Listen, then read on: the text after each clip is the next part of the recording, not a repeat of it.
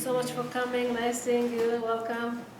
Today we're going to have another shiur on Ilchot Shabbat, and we're going to speak about electricity on Shabbat. Let's start with the story and then we'll go to the details.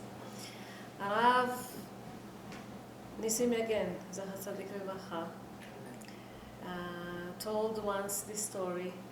He was giving a seminar, one of the Shabbatot, and in the end of the seminar, a couple comes to him and they wanted to ask him a question.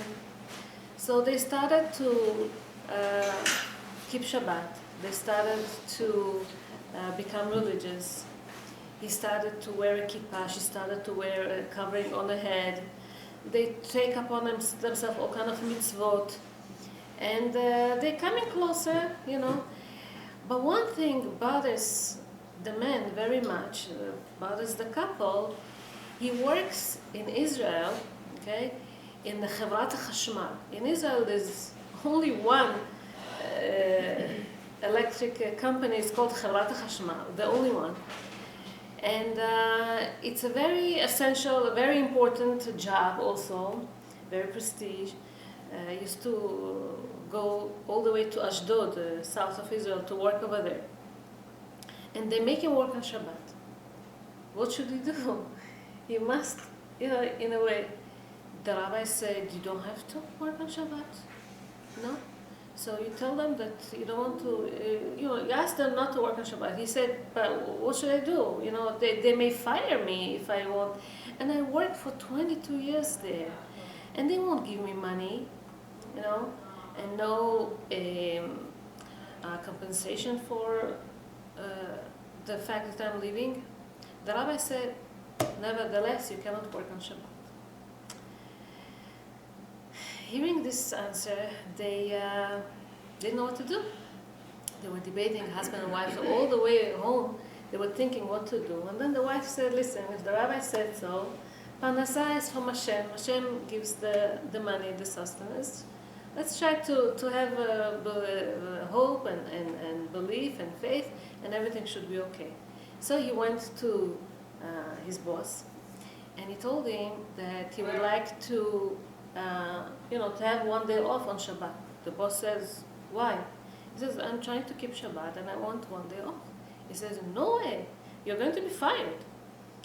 So, make a long story short, he was laid off from, I don't know how much money he was supposed to get. He got really peanuts, nothing special. And he said, oh, what can I do? I did my share. He took the bus back home. He came down in the central main street of their town. And over there he meets a friend that he didn't meet him for years. Also a guy that came also from Russia. I guess they knew each other from Russia. And Boris and Dima and whatever, how are you, and how's everything? And he tells him, what are you doing today? He says, I'm working, in a metal company, working over there. What do you do today? He said, well, till now I was an electric engineer in Chevrat HaChashmal, which is this important company in Israel. He says, what do you mean? He says, well, I was laid off today because I want to keep Shabbat. I don't want to work on Shabbat. So he tells him, you know something? Let's go to my boss. I want to ask him, because we're really looking for an electric engineer. So they go to the boss. The boss heard that he had already 20 years of experience. He was very impressed. He liked that.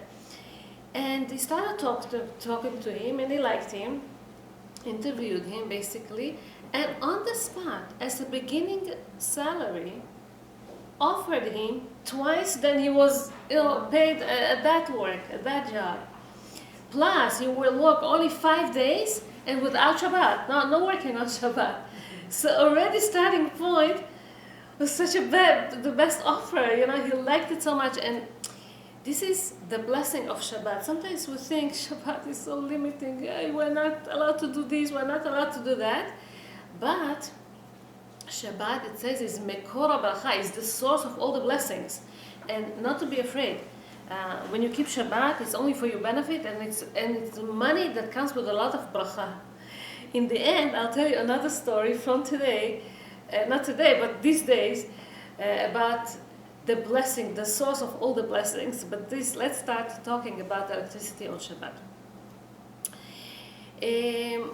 As I was trying to open books and to look at laws of Shabbat, electricity on Shabbat, whatever applied for 50 years ago, 40 years ago, 30 years ago, it's totally different than today's appliances and gadgets and all the advanced technology that we have today. Okay? So whatever is written in the books, not necessarily, is good for today. So the more the rabbis learn about electricity and how it works and how it functions, okay, the more they talk about this, debate this, think about this, analyze this, and make their own decisions. The laws of electricity in Israel is not so much as the laws of electricity here in New York, okay, or outside Israel basically, because in Israel, a lot of people, like the first example that I told you about this guy that works in Chavlat HaChashmal, Israeli Jewish people that work on Shabbat, okay, and violate Shabbat, so that the people are going to have light, are going to have, air condition, are going to have gas, are going to have, all this electricity, all whatever we use on Shabbat. So many rabbis in Israel, they don't like to use electricity because it involves a lot of Jewish people violating Shabbat for them. And if you use the electricity, you other people to work for you. And so they have their own private generators. A lot of people in Bnei Barak, in Yerushalayim, in the Orthodox places, they have their own generators, because they don't want to use Israeli electricity. So here it's not relevant anyway, and it's so unbelievable to see how our life today is so different than the life of Jewish people that lived 300 years ago, 200 years ago, even 100 years ago, when they didn't have electricity all over. Our Shabbat and their Shabbat is totally different. There's nothing to compare, okay? And this is because of the advanced technology of today. We used to have a group in Israel by the name Kara'im. The Kara'im, they believe only in Torah shebichtav, not only Torah sheba'al peh. Torah shebichtav means the written Torah. It says that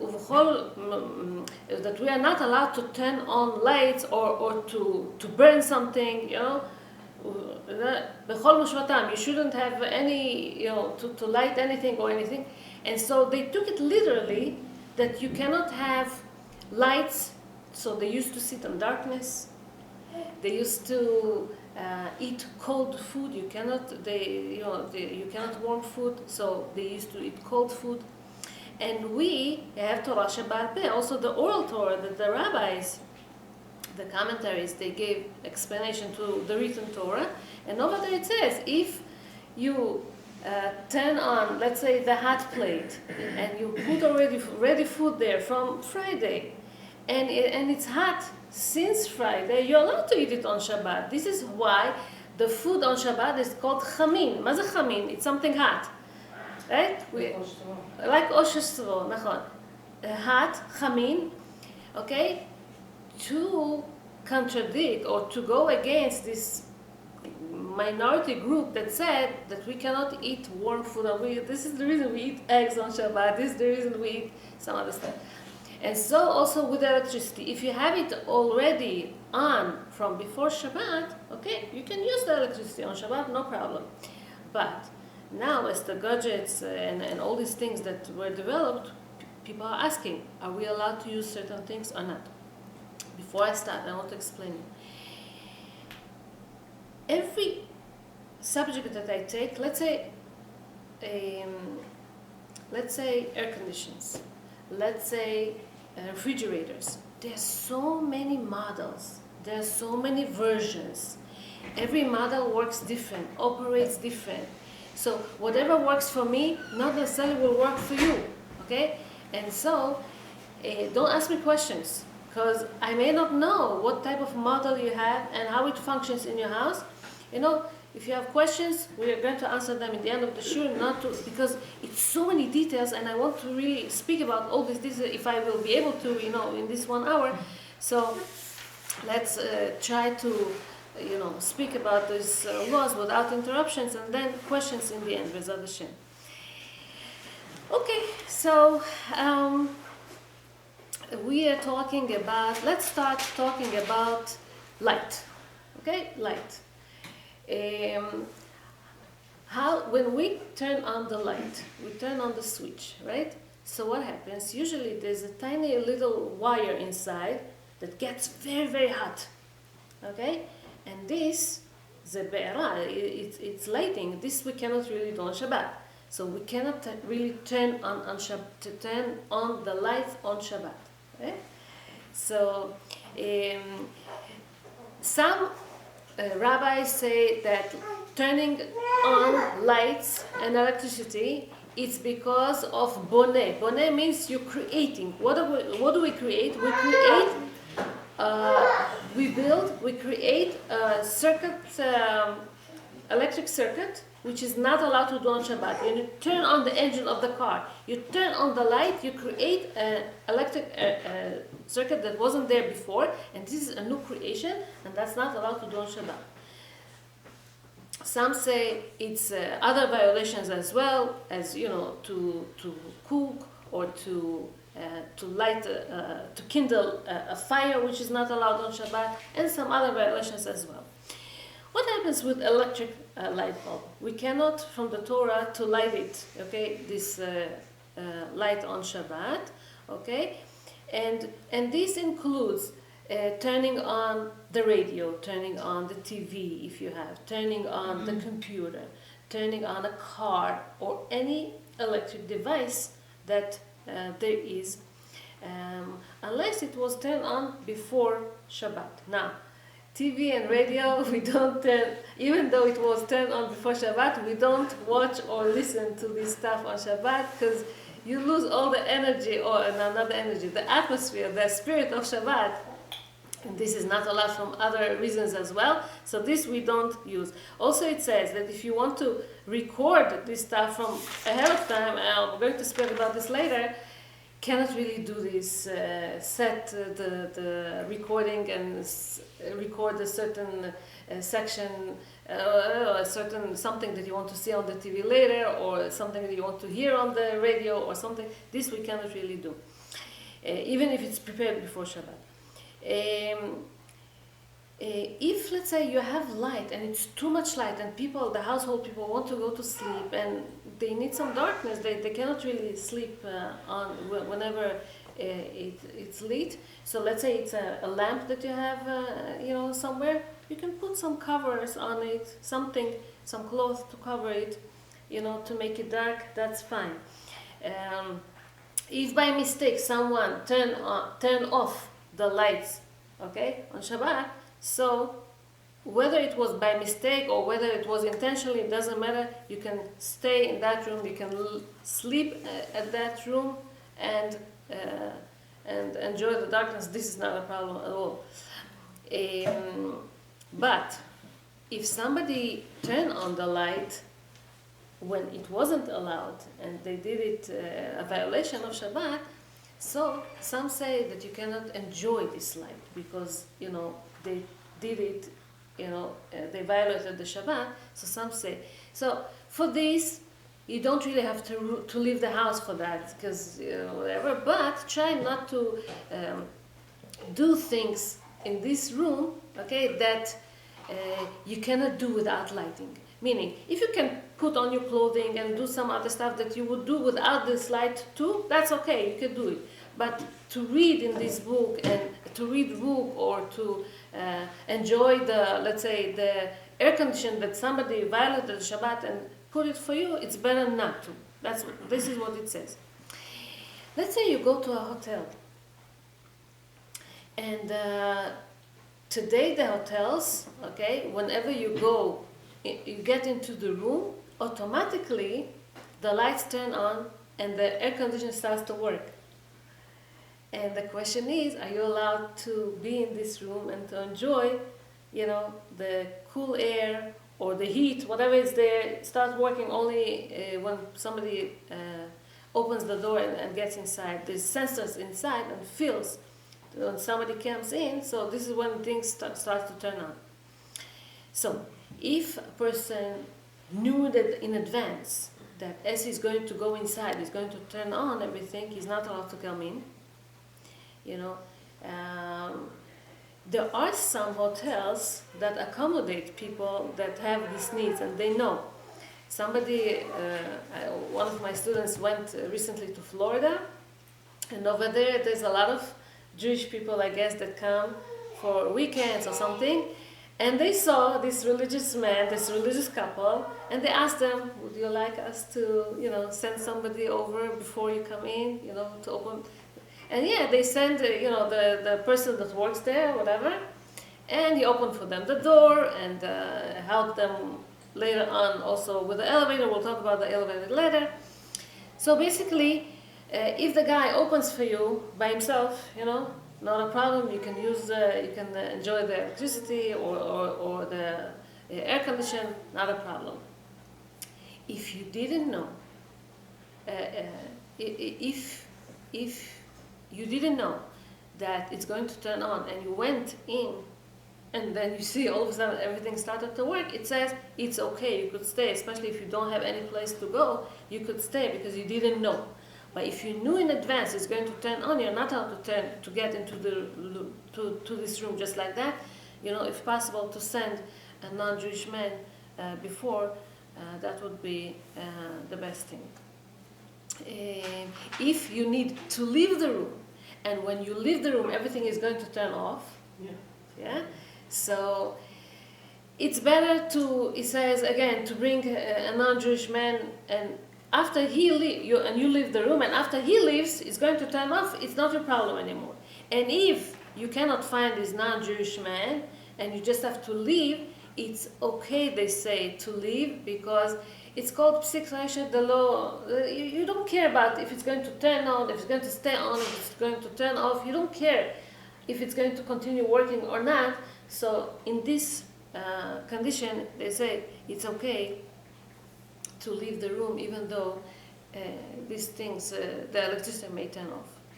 If somebody lives in an apartment building that there are all types of neighbors there, Jewish, not Jewish, religious, not religious, and let's say one of the neighbors put on the light I think it's more accurate, it's more relevant to Israel. In Israel, to save electricity, they turn on the light and it stays on for maybe a minute, then it turns off. Here it's usually on all the time.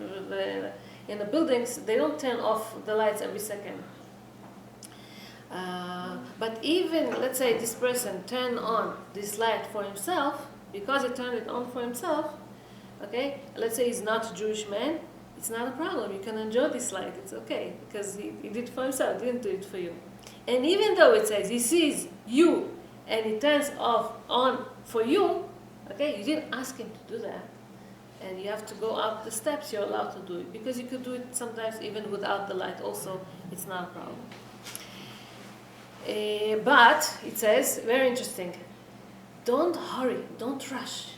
I want to make up another room, another floor, or you have a bundle of, you have a lot of keys, and you want to check which key is before the light turns off, because you really need this you cannot really enjoy. You can go slowly back to your go up the steps, it's not a problem, but not to enjoy this light so much. Okay, refrigerator. Now, as I said, there's so much models. There's all types of refrigerators. Okay. Recently, our refrigerator died, unfortunately. Oh, well, whatever. So we had to buy a new refrigerator, and I was looking for this Jewish company that sell refrigerators that has Shabbat mode, and I was looking for Shabbat mode specifically, not to have problems with the Shabbat. So it's so interesting because usually whenever you open the refrigerator, the light turns on. And some refrigerators are so digital, and the whole control panel is there. How much it says the temperature, it says if it gets less, if it gets more, it shows everything. You cannot open the refrigerator this way on Shabbat, so you have to turn it off before Shabbat. It's so easy. You press one or two buttons in one shot, and it turns off. Then you can open it as much as you want on Shabbat. Okay?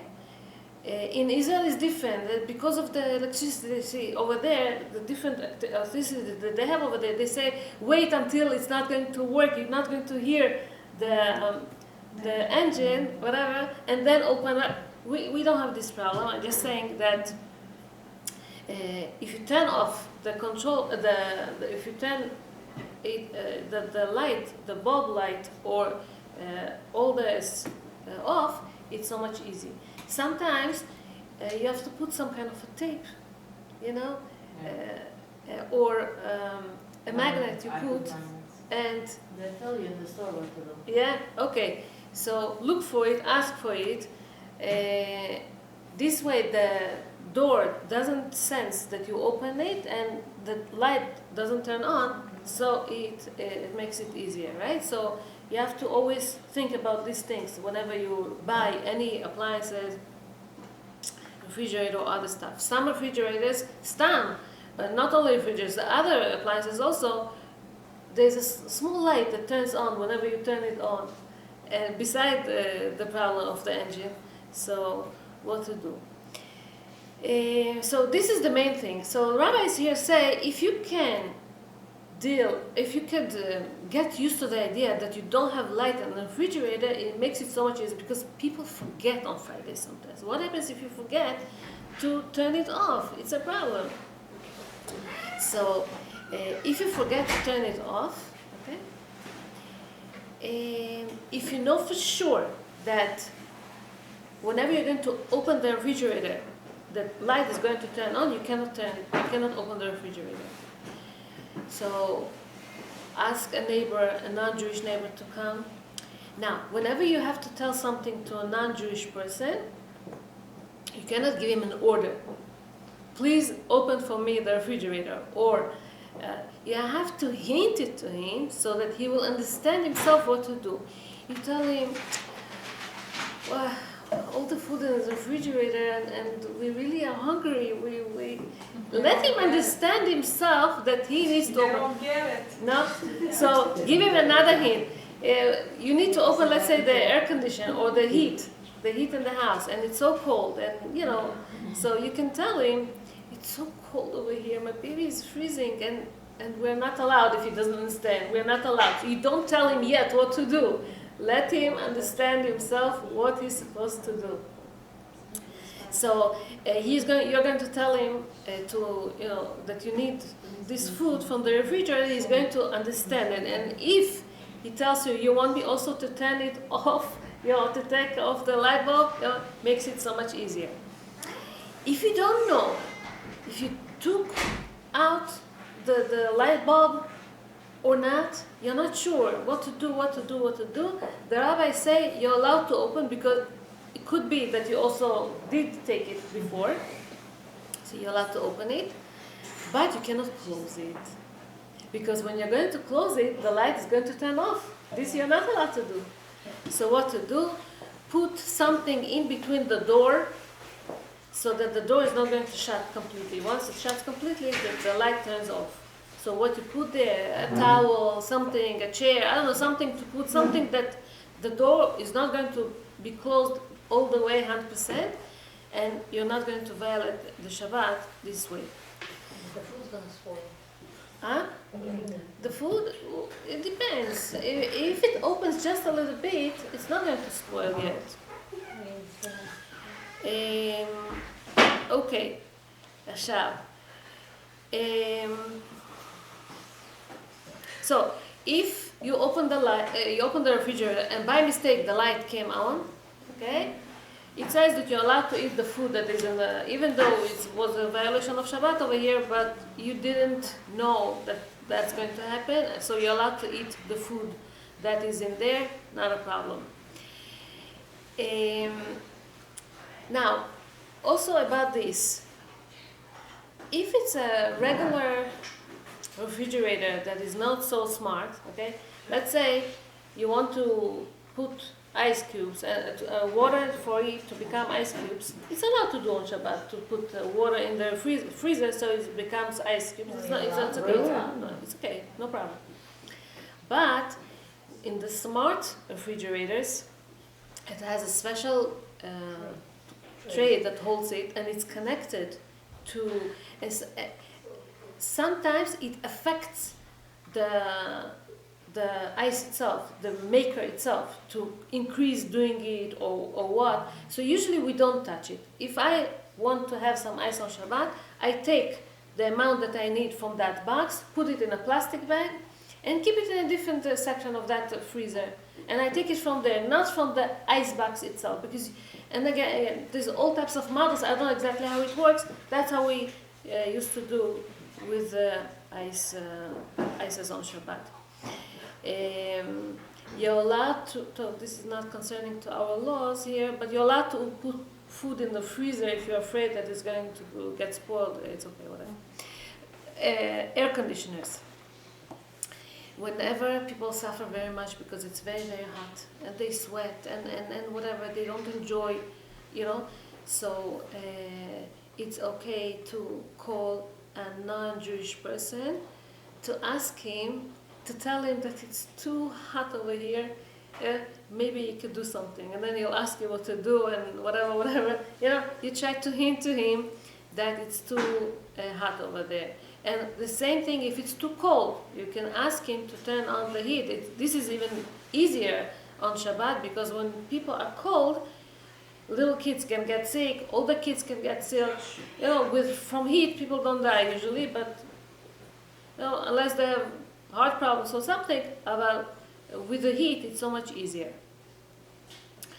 A house, a room that has an air conditioner in there, or a heat, doesn't matter, a heater. Let's say you open the door, cold air comes in, okay, and makes it work even stronger or more, or hot air comes in, makes the air conditioner work much harder. It's not a problem. It's okay to open the door. You don't open the door purposely for this to work. Just people come in and out. It's okay.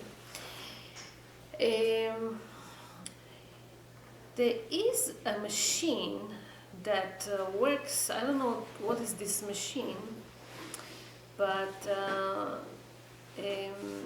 it's like an air cooler that has a fan inside, and people have to pour water inside, I guess, and then it blows. How it's called? Humidifier. It doesn't say. It says for air, for cooling air. So if you have to add cold water in there from time to time, so that it will blow cold air all over, this is not allowed to add cold water into this machine. That is what it says. We cannot open on Shabbat for a central heating. We cannot open all the faucets or all the taps, or go to the basement and turn on the heaters. This we cannot do on Shabbat if it's needed, so only by calling a non-Jewish person.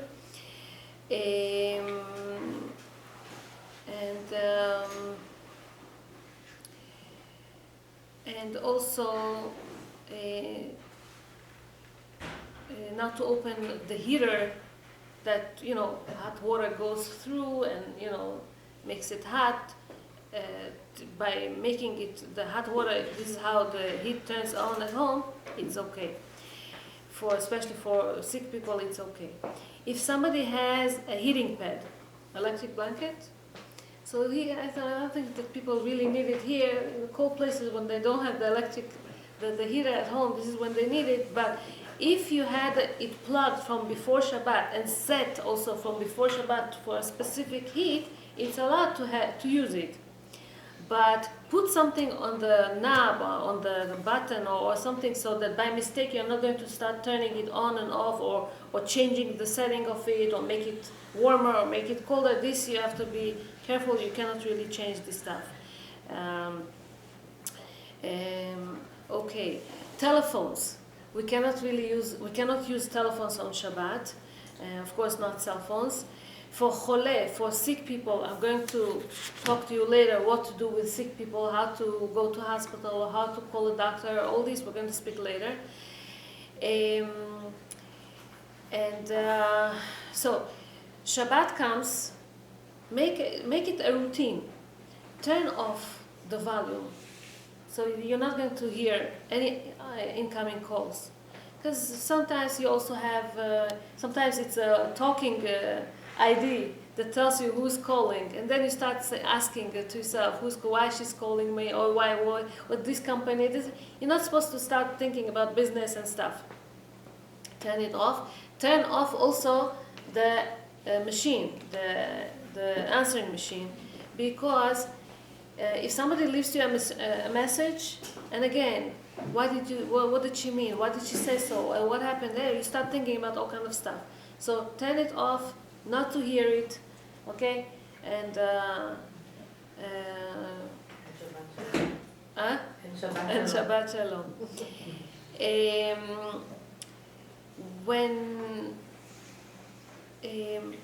Okay, we cannot, of course, use fax on Shabbat, even though it's prepared from before Shabbat. We cannot use it. Electric doors. When a door opens automatically, okay, with electricity, okay, so, or because you step on a certain surface next to the door, okay, it has sensors in there and it opens the door. So this, you cannot go through this to, let's say, big buildings, apartment buildings or other buildings. You cannot get through these. Also, sometimes a light turns on whenever you go through these doors. This you cannot do.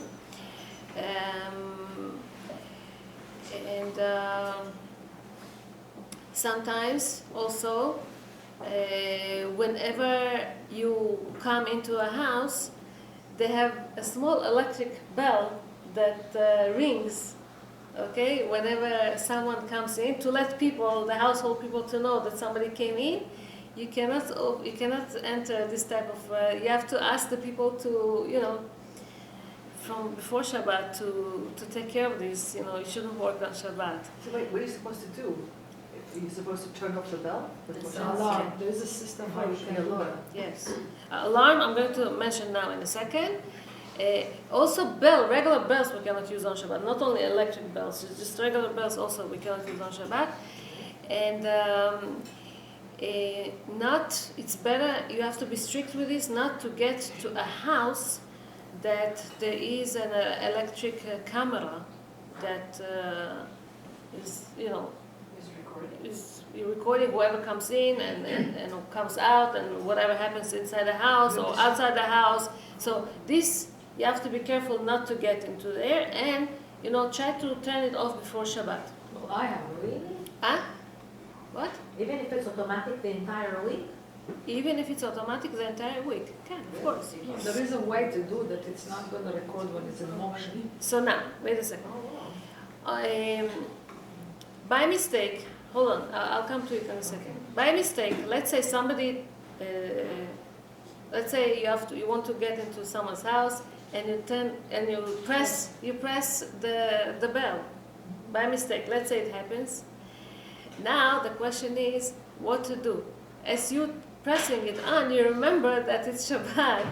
What to do now? If you're taking it out, is it allowed to remove it or not? So basically, you cannot stay like that the whole Shabbat. Uh-huh. So it's okay to let go, because there's no really turn off anything here. It's just stopping from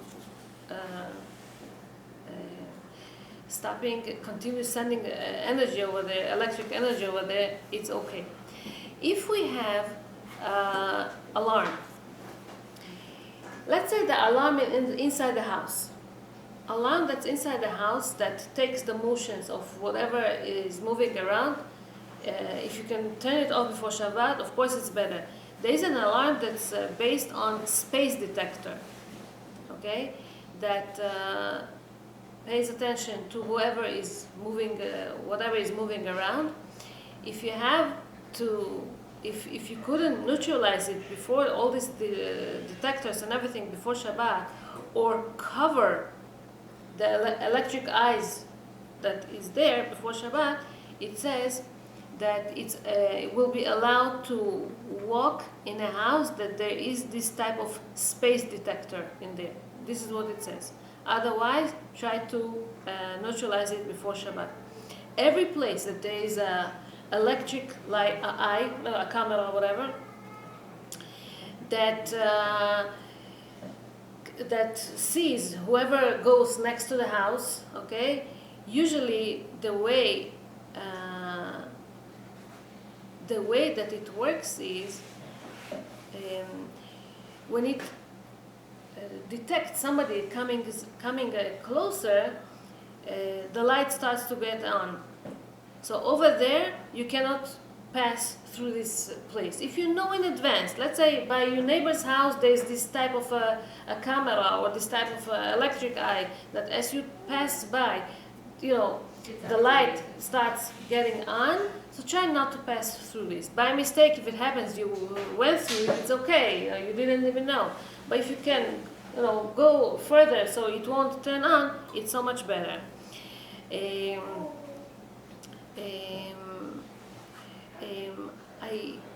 I read, I don't know where I wrote it here, I read that also, let's say this type of alarm, not alarm, electric eye, that as long as there's two places that is two eyes that see each other all the time, and once it doesn't, something blocks it, means somebody went through it. This is how it detects that somebody is there. It starts to make a voice or something, to beep or something. So if you could neutralize it before Shabbat, okay, it makes it okay. But if you can, by mistake, happened that you have to go through this, it's okay, it says. A fan. Usually we don't touch fans on Shabbat. And we don't play with the knobs of the fan. But it says that if somebody needs to move it because it bothers him, or he wants to, a fan that is, I'm talking not a fan that is on the ceiling, not a ceiling fan, I'm talking a fan that stands. So you want the air to come towards you because you're sweating or something. It depends what type of knob you have there. Some buttons, if you press on it, it increases the energy of this, or decreases. This we cannot touch it. But if you just to turn it from side to side, some say that it's okay. If you just to turn it from side to side, or to bring it towards your side, they say that it's okay. Otherwise, it's better not to touch this stuff at all. Yes. Can you pick up the fan and put it? לצורך מקומו, if you need the place, so you're allowed to, but otherwise we don't. If you need the place. What about the no? Yes, there are some stuff that we cannot touch because they're muktzeh. We're going to speak about this in halachot of muktzeh, B'ezrat Hashem. For example, you asked me about The lights. the lights. It's So light is a kli shemelachto le'isur, okay? Let's say you have a lamp, okay? You cannot really move a lamp from one place to another because it's a kli shemelachto le'isur. You cannot really use it on Shabbat. There are some laws about muktzeh. We're going to speak about that whenever we speak about muktzeh. I don't want to confuse it. It's too much details as is. There is something that's called kosher lamp, if we're talking about lamps. So they say a kosher lamp, basically you're allowed to turn it to the other side. You don't touch the light itself, but it becomes dark because you don't see the light anymore. It becomes dark. So kosher light, they say that it's okay. Okay. An urn. Urn has three status of hot water inside. There's a status of boiling water, that the water is boiling. There's a status of keeping warm, and there's a status of Shabbat status, Shabbat mode, or whatever it's called, Matzav Shabbat.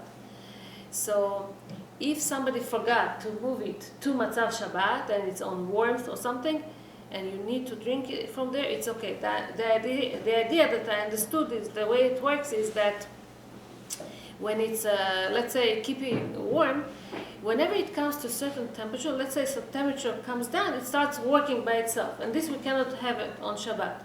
On Shabbat mode, it stays the same temperature the whole time, so it doesn't move. It makes it so much better. Even with the mecham, even with the the urns, they become smaller and smaller each and every day, and coolers that you drink, take cold water from there. Okay, it depends if it's electric or not. If it's electric,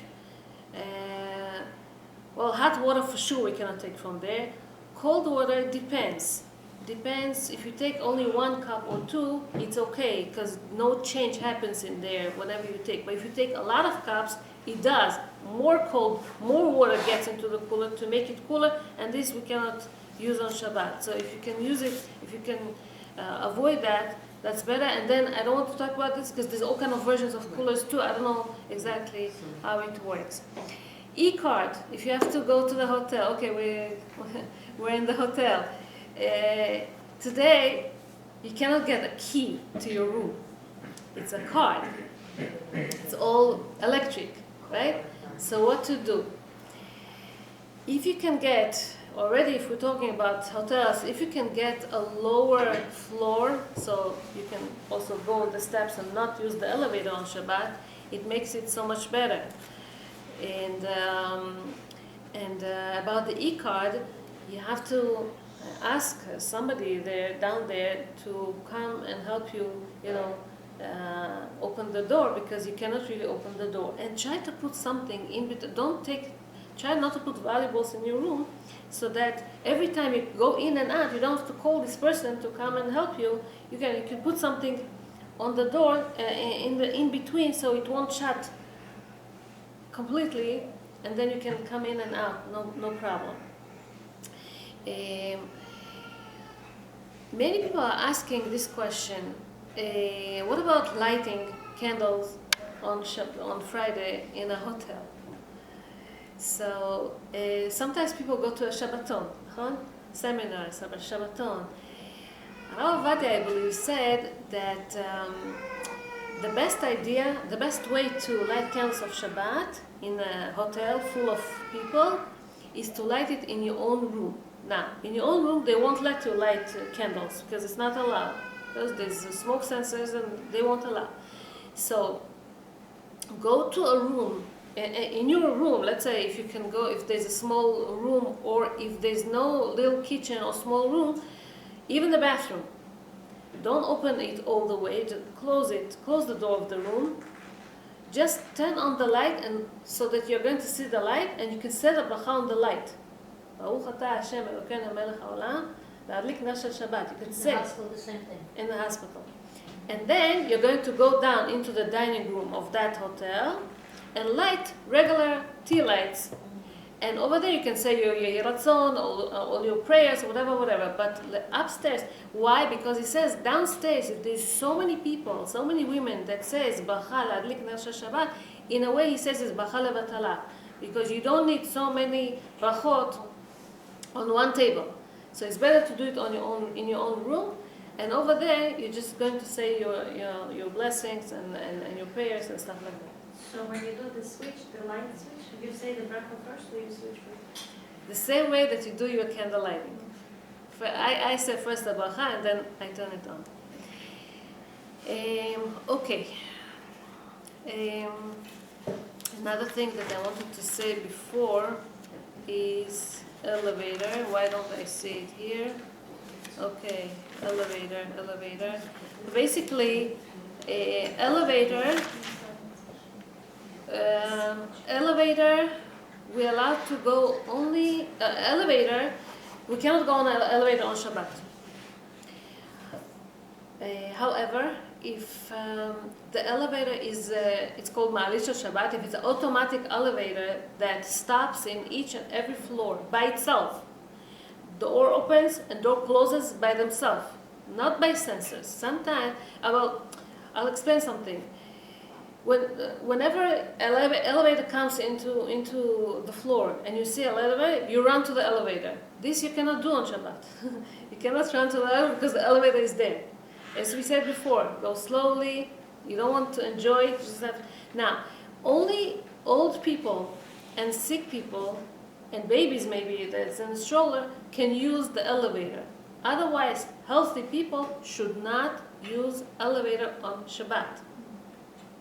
Only old and I heard today that let's say somebody become Chazor B'Tshuva and he lives in the 30th floor, and until he's going to make this movement, this changing, he's going to move to a different place, whatever, you could, make it easy on him. He can go maybe once up or ask somebody to open, for him the door of the elevator, especially go if non-Jewish person can, if it goes for himself, let's say, and you go with him, it makes it so much easier. Because you didn't ask him anything and he didn't do it for you, it makes it so much easier. So again, What about the doctors? huh? What about the doctors? We're going to speak now about cholim, about sick people. We're going to speak about that. So about elevators, some rabbis say that going up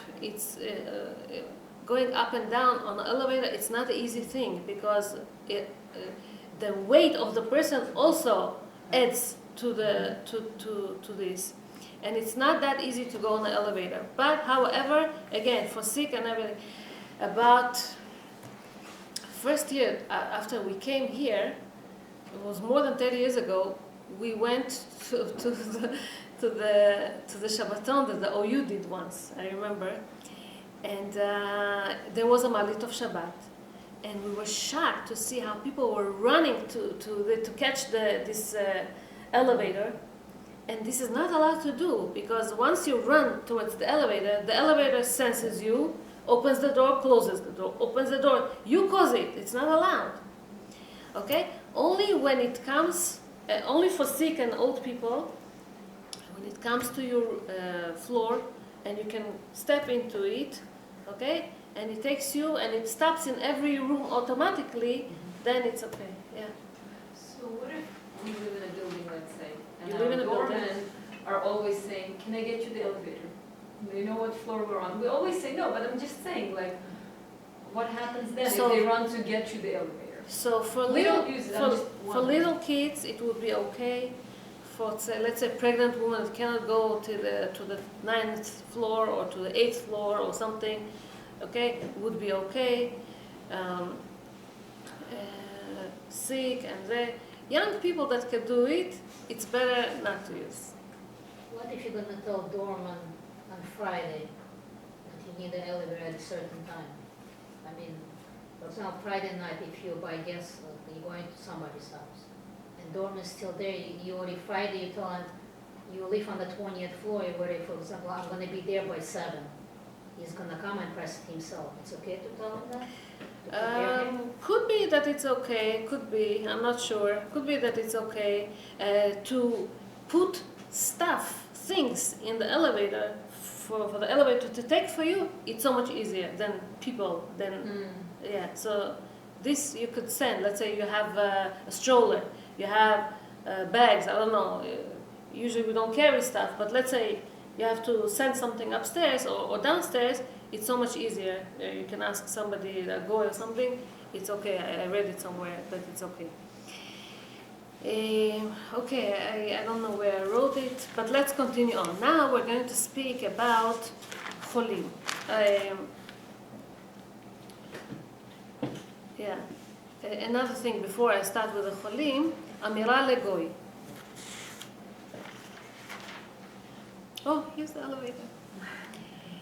Okay, I said that. What about before then? I'm sorry, escalators. Ah. Escalators. If, as the minute that you step on the escalator, it starts working, this type of escalators, you cannot go on it because You're activating. you're activating. If it automatically goes up and down, it's okay, no problem for people to go in, even though it's not practical. Usually it's in places that, shopping areas, and you're not there on Shabbat anyway, but let's say. Car.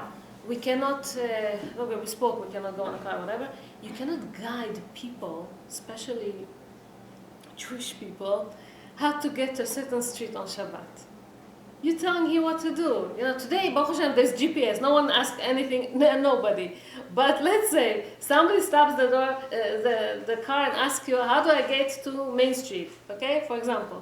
You cannot go and take this, go right, go left, because he's violating Shabbat. You tell him what to do.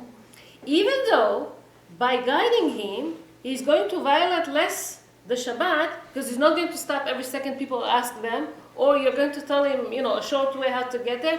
You cannot really say it. And even Midrakei Shalom, it says, you cannot really... We have to say, I don't know, where is it? Or you can, if it's a Jewish person... you don't know, nowadays you don't know. Yeah, now you don't know. But Baruch Hashem, in New York, there's so many Jewish people, and you never know. If it's a non-Jewish, you see for sure that it's not Jewish, you're allowed to say approximately, where it is, or which the way, or something. Otherwise, I don't know, or can't. Just say no speaking English. That's it. You can tell Shabbat Shalom. Shabbat Shalom.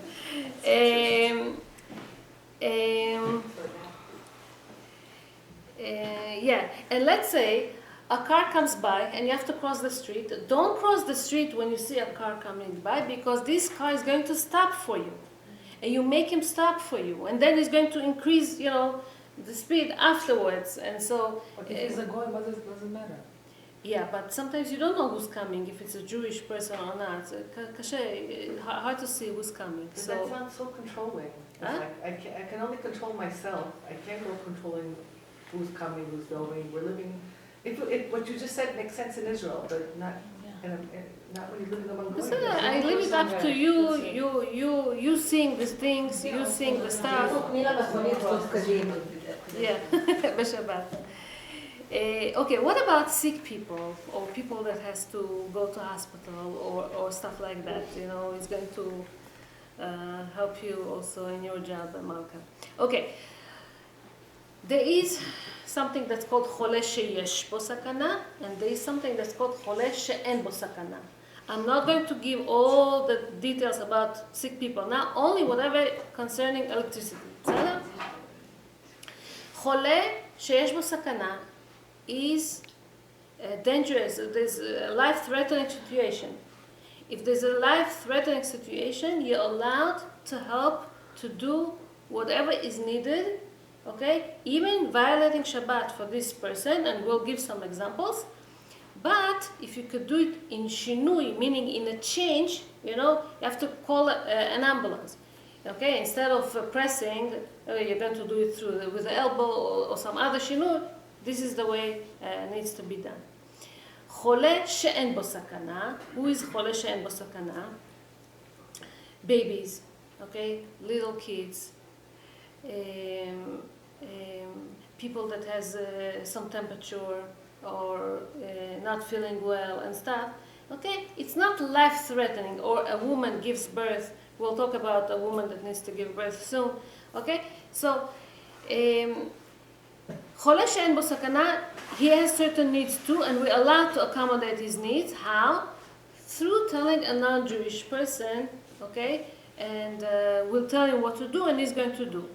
If he needs to cook something for him, you're allowed to tell the goy to tell him to cook something for him. If he needs to go and buy Tylenol or some medicine, you can send this goy to go and buy this something for him. Okay, certain food, special diet or something, it's okay. Okay, let's start with people who has problems with inhaling. If we have at home a humidifier, it's a cold steam device for cold water, okay? So that is of course connected, that is already plugged from before Shabbat, you're allowed to add cold water on Shabbat, okay? And this is especially for little kids, it's okay, no problem. If it's for hot steam, hot water, okay, so you cannot really add hot water. Some say, that, because there's so many versions again and models, I cannot really know, we're speaking generally. So some say you're allowed to add boiling water, really boiling water that were warmed before Shabbat and is still on the fire. Let's say you take water from the urn or something. So hot boiling water you're allowed to add to this. And again, because there's so many models, we have to ask a rabbi what to do.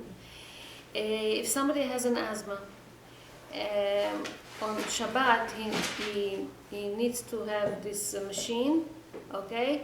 So if it's non-electric, okay, he is allowed to use it with putting some drug or medical something inside to ease the breathing, it's okay. And if it's a life-threatening situation, it's okay even to, it's better to use, of course, a timer that you put it from before Shabbat and it turns on, turns off, turns off, turns off. But let's say it happens that a child has an attack and not the time in the timer, and you have to use it, so it's okay to use it whenever it's needed, preferably b'shinui. We cannot use digital thermometers on Shabbat or anything that's digital, okay? Just a mechanic thermometer if needed for a baby, chole she'esh bo sakana. Usually we cannot go on a wait ourselves on Shabbat. But if somebody needs, the doctor prescribed, told him that he has to check himself before and after, sometimes a baby you have to check before and after because of some kind of a diet, because of some kind of a disease or problem, so he can go on a wait, but again, a mechanical, not digital. And on the way, you cannot, let's say, check the height or check other stuff because this is already nothing important. When you have to call a doctor, when you have to call emergency with a phone, okay, so chole she'esh bo sakana, okay, you have to call a doctor. So try to call b'shinui, as we said, with different fingers, with the elbows, with this, that. You can go to the hospital or to a doctor with the sick person, okay, because he cannot go on himself and he's scared and he's afraid that you can get there. Now, if you can go, if you can order an Uber, you have with Uber. App. Yeah. You have an app or you have so it makes it easier because they know you and they will charge you afterwards anyway, so you don't have to pay on the spot. It makes it so much easier. Yeah, but you're allowed to dial through that. So if it's emergency, okay, so b'shinui it's okay, or an ambulance, or hatzala, or something, okay, so you could do. About a pregnant woman, I'm going to speak soon. But let's say you get with your own car, you cannot, it's a problem to turn off the car, to turn off all the electric devices inside the car, to park it in a certain place and stuff. This is the reason so that it's so much better to go either with a taxi or with an ambulance or hatzala. So much easier because they can use it afterwards and no problem. If there's no way, after the treatment, there's no place for you to stay, you can come back with a non-Jewish person back home. Okay? Yes, Mark. Uber. No? If let's say I got an Uber, and you said that you're not allowed to say to them, like, open the door for me. And some goyim, like, coronavirus, I cannot open the door for you. Where, of the hospital? When you have to go to the hospital, you go to Uber, right? Uber came. Mm-hmm. So usually, I don't know, I heard that you have to ask the Uber guy to open the door for you and to close the door. But some like, no. So I have to open the door myself, get inside and open the door again. I see. And if you talk to him on the way and you're explaining, huh? Of course, it's individual. Every driver on his own, of course, the way if they understand or not. But if you can like, explain him, generally, like you have to speak to a goy, and to explain him. They say because of the corona we cannot get close door. I see. Okay, we'll figure out what to do with this. If there's no choice, so what can you do if there's no one to open for you? Uber. Huh? If you already call for Uber, so You can open it's the door. emergency, How you open gonna the door. You open the door, sit down. No, I'm saying I say if there's no And other it's way. emergency, you already called the Uber, so if you don't want to open the door, then it's not an emergency for you. If a sick person lays down in a hospital and he asks from a relative to come to him because he needs him, and the doctors say that it's dangerous if he's going to stay alone, so this person that he's looking for is allowed to drive or to take a cab or something to the hospital because he's asking for it. But if he's there, this patient is laying down there and he's unconscious, he's not aware of who's coming and who's not coming, so you cannot go to him because he doesn't even know that you're there. So why to violate Shabbat for what? Sometimes the administration of the hospital, they want you to be there just in case to ask you later on, all kind of what to do after. You cannot travel for this type of a thing.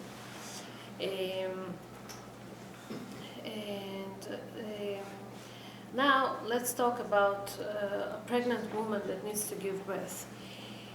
Yoledet, a woman that gives birth, that is ready to give birth, she is like chole sheyesh bo sakana, okay? And you're allowed to violate the Shabbat for her, okay? And again, whatever you can do with the shinui, you do with the shinui. So if you cannot go through the door, try to open it with your feet or with something, with shinui, what can you do? A woman that came, okay, Baruch Hashem, B'shat Tova, to the 9 months. Already, well, you don't know exactly when you're going to give birth, the 9 months. So it's good to get prepared already in advance, okay? All this month, you don't know when it's going to happen. So all this month, already prepare your bag, what you're supposed to take with you to the hospital. Prepare all your documents, whatever you need to take, whatever. Prepare your phone. Have on an automatic dial, the last dial, either your doctor or the hospital's number, and also, let's say, the Uber or the Hatzala. If you have these numbers already dialed, so instead of dialing 347, 520, whatever, you just dial whatever is there, and it's going to dial by itself. It makes it so much easier. So prepare this stuff. So you reduce, as much as you can, violation of Shabbat. If a woman needs to shave herself, she should do it before Shabbat. This is what it says. It's better to leave the lights on at home because you might need the light, So don't turn off all the lights and just one in the hall or whatever. You may need the lights all that month. You don't know exactly when it's going to happen, so leave them on, downstairs especially, or because you might need it. You're allowed to drive to a hospital that is much further from your house if your doctor is there, even though you have closer hospital to you because you rely on your doctor, you want him to be there or whatever. So you're allowed to go to something far away. Things that you could delay, you cannot do it on the spot. For example, a woman that needs to give birth, okay, and she's not in labor yet. You cannot violate the Shabbat for her just because. Only when it's really time of labor, meaning the water already broke, it's constant all the time, and she's already bleeding, and then she's already ready, whatever. This is when you're allowed to, let's say, if she's asking for hot water, you're allowed to warm for her hot water, or to turn on the light, or to do some stuff like that. A woman that came to the hospital and realized that it's not time yet, okay? And so they don't want her. Today they don't want people to stay in the hospitals just like that, and they discharge you. You can go home. What to do now? You cannot really stay there. Corona or whatever, you cannot really stay there. So it's okay, they say, to go back home, especially with a non-Jewish person, if there's no other way to stay there. All the first 3 days after labor, if woman needs to violate the Shabbat for her, you're allowed to violate the Shabbat for her if it's needed, Mishinoi, whatever we said before. From 3 days till 7 days, if she says that she doesn't need, you don't have to violate the Shabbat for her. And after 7 days and up, even if she says, you have to warm water for me or something, she's healthy, she's okay, everything is okay, till 30 days, she's chole she'en basakana, so if she really needs help, by a non-Jew, not by a Jewish person. If there is a complication after 7 days, God forbid, there will be some kind of a complication. So again, it's a problem, it's a danger for her life, and she's a chole she'en basakana, and you can do whatever is needed for her health. This law applies also to a woman that gave birth and the baby didn't survive. This lady, she goes through the same stuff, doesn't matter. Her mental stuff is even, it's not easy now.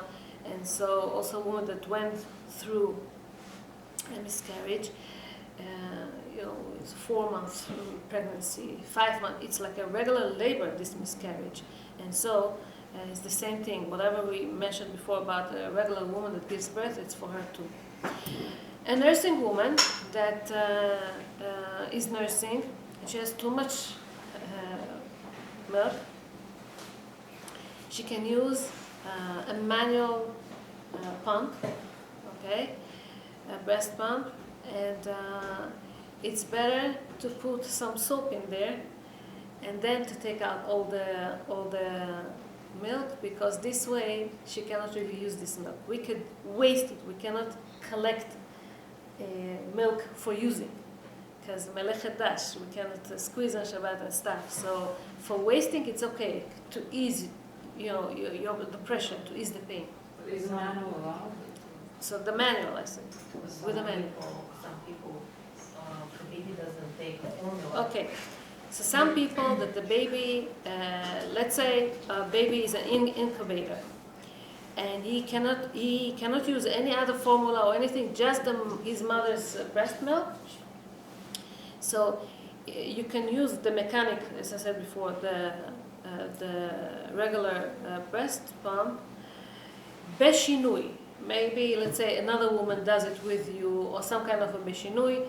And today I saw that some rabbis, they allow, if you use a timer, a regular Shalom Shabbat, there's all type of timers too. A regular Shalom Shabbat timer, this timer works on a certain hours, on a certain time. So if you connect yourself before it starts working, the timer, it makes it start working. Some say that it's okay to use for this specific thing if the baby doesn't take anything else.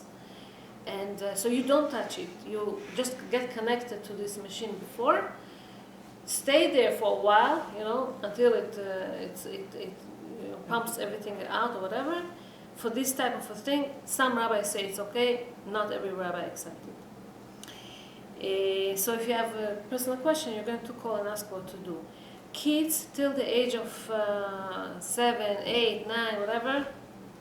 If he's a weak boy, if he needs a special care, he's considered a chole she'en bo sakana. So if he needs some help, whatever, we can call a goy to help him, to ask him to do certain stuff. A child that was locked in a certain room, he gets afraid, and or a child that's lost, or a child that fell into a pit or something, gets terrified, and we have to take care of him, because fear is a very, mentally could affect him for later on. So we could call the police if needed.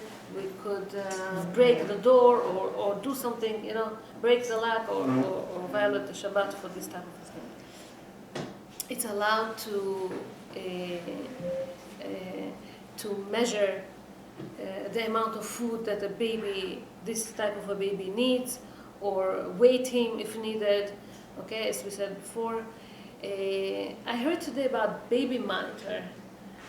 I heard the Rosh Hashanah Rav Yosef. He says that, of course, it's better not to, but he says if somebody put it from before Shabbat and it's on all the time and no one touches it and whatever, and you have this baby monitor on, the baby makes the sound. You don't do anything with this.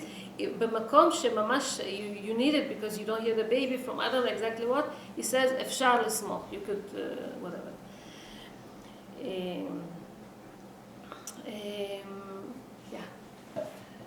I wanted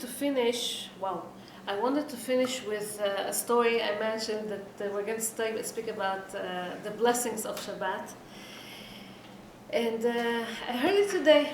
So I heard a series of lectures about Hilchot Shabbat by Harav Yoram Seri. And he said something that happened to him, individually to him. He wrote a book about Hilchot Shabbat, and he gives classes also about Hilchot Shabbat. And so a group of ladies liked very much the way that he wrote it and asked him, they said that they will distribute the book if he could divide it to Halacha Yomit every day to learn a portion of the Hilchot Shabbat, and also if he could record himself and they would, I don't know, hear it by the phone or something, every day Halacha Yomit of this Hilchot Shabbat. So he started to do it. Nothing to do with that. He had a daughter that for 7.5 years they couldn't find a shidduch for her, couldn't get married. And so he started recording it on Kaf Bet Be'iyar. He started to record it.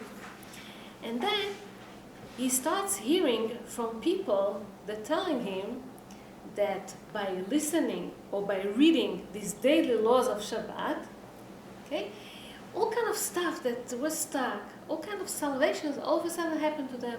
This got engaged, this got married, this had a baby, this had a parnasa, got better, and stuff like that. And he keeps hearing it and doesn't make the connection. He didn't think it's to credit his own book or whatever he wrote. So, and then, Baruch Hashem, his daughter got engaged. After 6 or 7 months, his daughter got engaged. They were so happy and everything. And then they were looking for a date for the wedding. And they made a certain date, didn't work out. After a week, the hall is calling them and they said, no, we cannot have this date. The only date that is available is Kaf Aleph Be'iyar. Okay. He didn't pay attention. That same day, somebody's calling him and telling him, my daughter and her friend, they took upon themselves to read this, they got engaged. The other one went on the bus and he was holding this book, and the driver is asking him, what is this? He says, Hilchot Shabbat, whatever. He says, what are they? They started talking, whatever. He says, you give me the recording, I'll do this or this. Over there, good news also. And another story. And then he said to himself, when do I supposed to finish with the recordings? He checks how many days. He sees that on the day of the wedding, this is the last day that he does the last recording, and that night his daughter is getting married. So when somebody is looking for a bracha, it says Shabbat mekor kol bracha. This is the source of all the blessings. So Zat Hashem, may Hashem send us blessings and abundance and shefa v'bracha v'atzlacha, and Hashem should protect us, from violating the Shabbat. We should keep the Shabbat. If atem mishamerim, if we're going to keep one Shabbat 100%, B'ezrat Hashem, Mashiach will come. Thank you so much. God bless you. Toda rabah.